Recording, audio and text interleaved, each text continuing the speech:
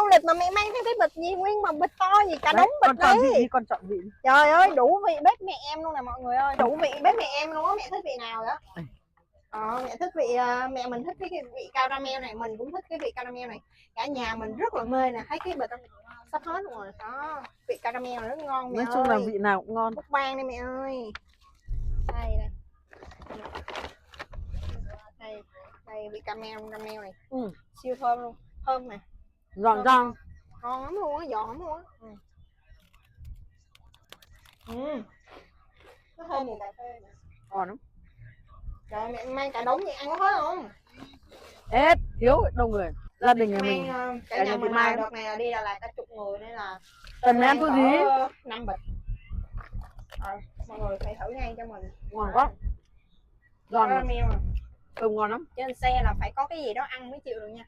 Đây cả đống luôn.